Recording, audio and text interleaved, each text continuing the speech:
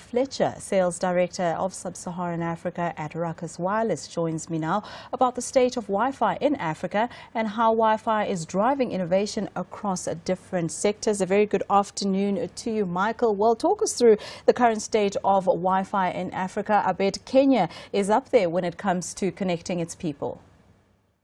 Yeah, absolutely. So the current state of Wi-Fi in Africa, it's growing. And I think it's doing a lot better than most people think. So we're seeing more and more free places, Rwanda, Kenya. I mean, if you live in Chwani, you don't have to walk very far to get free Wi-Fi. But, nowadays it's virtually impossible to go to an hotel or a mall and not find Wi-Fi, whether it's for a fee or free. So what have been the main drivers of growing demand for Wi-Fi on the continent? So it's mostly demand from consumers. You get a new phone, your new phone's got more pixels, so you just need more and more. But it's not just demand, it's been able to do it more cost effectively. Obviously in the enterprise space, if you arrive in an office and you have a new MacBook Pro, it doesn't have an Ethernet port. So if you want to be connected, it has to be on Wi-Fi.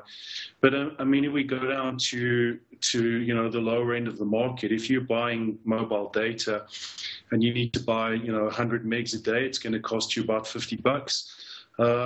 Put that together over 30 days, that's 1,500 Rand that you're paying for in data. If you live in Chwani and you can get it from Project to Sizwe, you're getting that practically for free.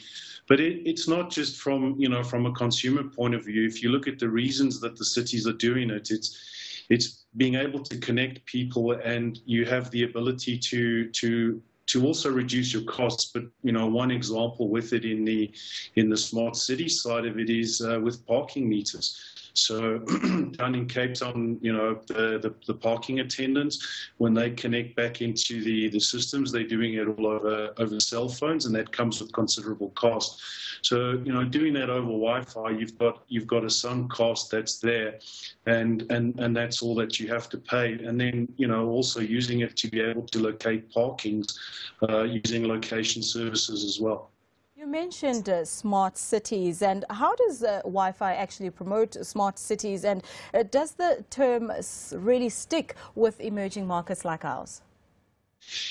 It's starting to in the emerging markets. I mean, if we take a good example is San Jose in California, which is very much a destination for conferences. So from the time that you arrive in San Jose Airport, there's just Wi-Fi wherever you go.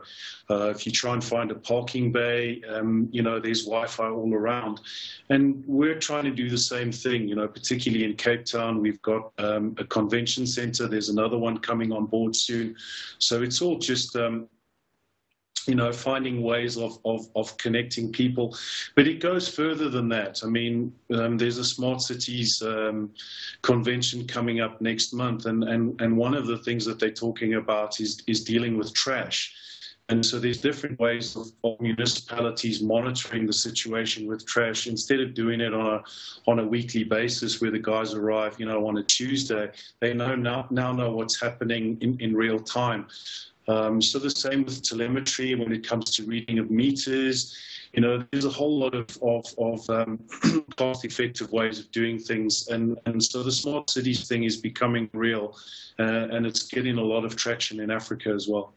Good news here. The city of Johannesburg has just announced that Braamfontein gets 100% free Wi-Fi as part of that broader smart city project.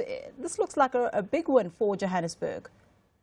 Well, absolutely. I mean, Chwani jumped out ahead of everyone probably 2 years ago, and then, some of the other metros slowly followed. But now that we've got two big metros that are going, kind of wholesale into Wi-Fi, it just bodes well for everyone else, because, it was a case everyone was watching and seeing what was happening with Chwani. Now Joburg or Braamfontein's jumped in, and we're hoping to see, other metros do the same thing, Cape Town and Nelson Mandela as well. But again, all good for the consumer. So if you're the guy who's paying $1,500 a month for, broadband via the cellular networks, suddenly your life got a whole lot better. Well, that's awesome news. Thank you so much, Michael. Michael Fletcher, Sales Director, Sub-Saharan Africa at Ruckus Wireless.